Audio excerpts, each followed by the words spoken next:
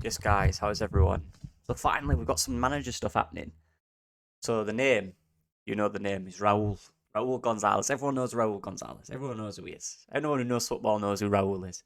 What a legendary player. And he's making waves in his coaching career as well.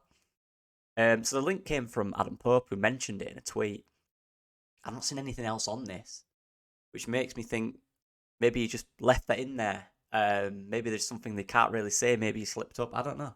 But it's nowhere else. And we know 49ers like to work in silence sometimes. So maybe this is one which is happening, but the club don't want it to be known. Maybe it's Adam Pope just putting his name out there. I don't know. But let's get into it. And I have to say, before I do this is not saying he will join Leeds. This is just me doing a tactical video. There will be a Vieira one coming as well, of course, because he's been heavily linked. So that will be coming soon. And maybe Scott Parker one. Let's get into it. And just before I continue, all this information, all this text I've got in my presentation coming up is from this account here, Madrid Scouts. So shout out to these guys. I'll put this thread in the description. Everything I've got in terms of text is from here. So first, we've got to talk about him, his philosophy, his mentality as a coach. And these are the words which came from the report: obsession with discipline, respecting the opponent, and not being afraid to admit mistakes. Huge, huge, huge on personal, I guess you could say, ambitions aside, understanding when to celebrate, understanding when to respect the opponents, understanding the situation. He's very big on relating players to the club and making players understand the club they play for and the values of that club. He's absolutely vital on those things. And there's a lot more I've not added in here, but at Madrid, he made them wear certain things. They couldn't use the phone. He made them understand the community and understand the badge they are playing for, and keep them humble and down to earth with what happened, what is happening all the time, which wasn't there before. And he really established that at Real Madrid Castilla, the B team. That is a huge string to his bow in a side now where we're lacking that identity. A coach like him would establish identity that matches that of Leeds United. Or he would attempt to do that, right? He would understand, he would learn the club, he would understand what it means to be Leeds United, just like Marcelo Bielsa did. That humility. It's huge on that. As said here from Madrid Scout, Raul is a disciplinarian coach, and since day one of him taking charge at the club, he has established a clear and strict hierarchy of values for them to follow under his management, which went a long way and produced magical results in terms of the team's professionalism and maturity. Now, I know a lot of people might think, oh, professional football, this is youth players, they won't listen. If you're going into a pre-season camp and the coach of your club stood there is Raul, you are listening to what he says. But he might have to slightly adapt his mentality and this disciplinarian when it's adults, when it's fully grown players. But best believe you are listening to this guy. And a lot of these values are similar and akin to a coach we know very well in Marcelo Bielsa, who also relied on the players understanding the role and the value they have to the community, the individuals, the people, the fans. This is what he is big on. Getting the players to understand the situation they're in and understand the situation they are playing at. Huge part of his philosophy. And as a club right now who's struggling for all those things, this is why I think the 49ers are considering him. You've got to remember, he was slightly linked when we sacked Jesse Marsh. Everyone's like, where's that come from? I think that was a 49ers leak. Or the 49ers putting their name out there as if to say, but what if we want to Raul? What would people say? I think that might have been that, potentially. I'm not saying this is realistic. I'm not saying we will get him. This is something I'm interested in, something I enjoy. There will be a Vieira video coming. Don't worry about it. Maybe tomorrow or tonight. Tactics. Let's get into his defensive tactics. And this is what I've got. I've got a little tactics board coming in a second. I'll just go through the core values from what I've found from the reports and what I've actually researched. Objective, stealing the ball. So what he likes to do, he set his team up in a block, either low or mid, depending on the situation. So this is when they have the ball. This is not when we're in an attacking area and we're trying to win. This is when they have established possession of the ball. What he will do is he will create a way in which it allows a press, but also allows to set traps and man marking. Hybrid the two to create a way in which you have more men around the ball than the opponents to smother them and have a numerical advantage defensively to then attack. As it says here, seeking potential advantage in each game situation. A mix of press and man marking, setting traps, importance of 1v1.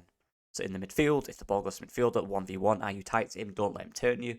Similar to what Marcelo Bielsa did in that sense of 1v1 marking, but not to try it as drastic, clearly. Certain areas of that. We'll get, this is what I mean by that in the tactics right now. I'll show you right now. But the main reason is that structured shape to dominate the game without the ball, so then you can dominate with the ball effectively. That's the idea. So for me, in terms of what would that look like, this is what I've drawn up here. Obviously, we are the team in the white as usual. I've drawn up a little situation. So their fullback has received the ball. They're in a position where they've got the ball in possession, and this is what it will look like. So there'll be no kind of people kind of just chilling beyond the ball, not really being that effective, right? It's all about being compact and getting people around the ball in every situation. So then when they do counter, they've got the numbers around the ball to be progressive. So let's think of it like here. For example, the mix between the press and the man marking and setting those traps might be this. So the two, as soon as the 5 passes the ball to the 2, he's already on that. He's already maintaining the pressure without losing the shape, right? For example, the 10 might go in there. He's going to be followed by the 6. Now, this guy is now the guy who is that free roll around the ball. So he can either sit in this gap, alleviate any ball to the number 8, or he could press higher. Again, doing the same job with this guy covering in here. Make sense? Now you've got 2 men around the ball, and the 9, of course, will be further up, trying to cut out this pass. It's about forcing balls, and then if they do manage to get a ball there, the 3 is on him, 5 will be covering, and then you've got 3 around the ball for their 2 again. About creating numerical advantages defensively, being solid, getting men around the ball, winning the ball back, and then progressing quickly with the numerical advantage to attack, counter. That's the idea. So it's a mix between marking your men 1v1. There's a situation where it's this, right? And it's a 1v1 battle. It's important in 1v1 that you're tight to your man already. You're in a position to defend him. And you're good at that 1v1. Like we saw under Marcelo Bielsa, we see it under a lot of coaches. 1v1s are very important. And Raúl mixes between 1v1s and setting traps, just to get more men around the ball in whichever way is possible, as we saw here. That's the basic premise of it. Let's just say, for example, we're a bit out of position. The ball gives the ball into the 10 here. The 6 is there. The 8 is tight on him. Now the 5 now is the spare man. Now, of course, the 2 is going to tuck in, and the 7 might actually sit in here just to make it a back, kind of like 5. But the 5 now is that spare man who will progress and cut any pass off in this position. The 3 is then allowed to be tight to the 11 while also covering this space. So the 4 might tuck on and the 2 might take him, creating this area here. So the 6 can push up. You win the ball now. Say they win the ball in this position, the 6 wins the ball. You're suddenly now seeing, you might tuck in, the amount of numbers, the numerical advantage you have in every area. Again, this man might see him push up with the ball quickly, and the 5 sit back. 7 will go, he'll come out. See what I'm saying? These are the guys around the ball, ready to counter. And now it's all about the movement. Where do they make their runs? Where do they take their men? Where's the space?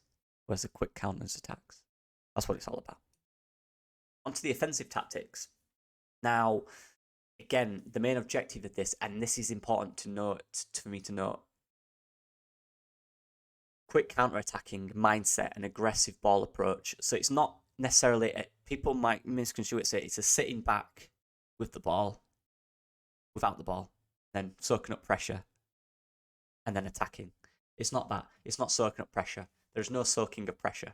You are putting the pressure constantly on the other team with the ball, right? It's about dominating around the ball to give them no options, to then smother them. And then if you dominate in an area, as we've just shown, you can then attack with the numerical advantage in certain areas. And then the emphasis then is on strength in off the ball movement in this team is absolutely vital, as said here. Create and generating gaps is huge.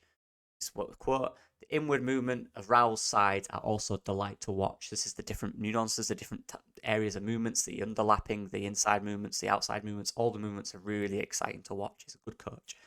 Raul prefers his side to provide depth, seek verticality, and the first offensive option and generally prevail counter-attacking is more than possessional tactics. So the idea is the first initial idea is to counter. Can you counter quick? Can't, then you can rely. And there's also part of this, which I've not put in this, where he also wants his team and his individual players to be good on the ball and good at passing. Whether this is through countering or holding the ball. Because of the way they defend, countering is most effective initially. Let's get that out there. It's not a countering tactic. That's the effective thing initially. That isn't on, of course, then you can keep the ball and use the same ideas of movement to then progress slower. But the idea is on quick attacking based on the defensive structure. Right? Does that make sense? I'll get into the video now on this. Let's go. Yeah, for this, we'll go back to the situation we had before. So the 6 just won the ball back from the 10 in here. Now it's about this quick initial movement now. So we're presuming the 2 will be half and half. So now it's about the 3 who was back here reacting to this about the movement. 6 plays the ball to 11. It's that depth. He wants height. It's that ball initially out there quickly, creating depth. You can see the depth in the play. Everyone's not bunched up, right? And now it's about this, the 1v1 situation. The movement of the 10 is important. Like, can he drag him out? Drag the 5. The 9 can make that running behind. Boom, ball through. Another situation you could do, the 10 does that dummy run. Who may also take him out of the frame. He gives him a bit of space to move inside with the ball. It's about this movement here. Could be a little move in, a little fake run again. The 7 could be coming in behind. It could be a ball through to the 7. Right? On the ball movement, quick movement. Again, the 11 has the ball. There's so many different variables. You know, the 10 now might think, I'm going to sit in here. Also, let's put off. The 11 could go over 1v1 in this situation. You draw the guy 1v1 and beat him down the line. That's the first option, obviously. That's the quick counter-attacking option. Your winger is quick. He needs that ability to run down the line quickly. He does that. He goes down the line. He beats him. He beats number 2. Gets past him around here. Lets him dead. They're obviously coming back into it now. About this position now. Where is the runs coming from? Again, you've got to presume these guys are catching up, right? We don't know how quick they are. We don't know what players they are. The 3 might also be part of this now. Could be an inside movement. He sees him there. Drawing him down the line. 3 does that little underlapping run. Ball through. Like we see Firpo did last season, a few. He goes to him. Creating 3v2 in the box and a quick counter-attack. Options. There's many, many ways. But my point is, he's hugely big. Very big on creating space via movement. Whether this is with the ball or without it. Creating space when you have the ball to create quick, effective movements to counter. That's what he's huge on. And this could look hundreds of ways. These are just 2 or 3 I just quickly did in my head. There could be hundreds of ways this looked. It could involve the midfield, an extra run. It could involve an early ball to the striker. It could involve the winger doing it by himself, getting to this area here of the byline, then cutting one back. It could involve the 7 coming deeper and switching with the 10, creating confusion in there, creating more space. There's endless possibilities, but that's what he's big on, that movement. I know I'm slightly blocking the word here, but that just says a high technical quality. So individual players, at individual level, what's required from individuals? At the individual level, a high technical quality of his players helps him overflow the opponent. So again, it's about dominating these areas and just overwhelming them with the amount of energy and aggression you have around the ball. And the control passing game and its tempo. Again, on the passing game, when you do have the passing game, you control it and the tempo, you control the speed, whether that's quick, which is ideal, or slower, you control the tempo regardless of the situation. This system requires players with a very high stamina who can consistently overrun and move as off the ball movement is the main pillar of his system. Off the ball movement is extremely vital. Not reaction, not passing, then wondering where we're going. Off the ball movement, you already know where it's going. You're already coached into what you're doing. That's what I've got. And that's what the individuals require in this system. There's a lot of positives around this guy. There is things to be concerned about. The first one, obviously, is his lack of experience. He's not coached at senior level. But the name is phenomenal. Raúl is a fantastic coach. I am wary of course, he's most likely going to be around the Real Madrid setup for longer. I think he wants a Real Madrid job, which he has been close to in the past. So it would be a risk for him. I'm not sure it will, but his name popped up, so I'm doing this video. Of course, that inexperience is a risk. But for me, that is the only risk right now. And the 49ers will probably prefer Fark. For me, I'm still on the Fark train just based on his experience and his success at this level. It's proven.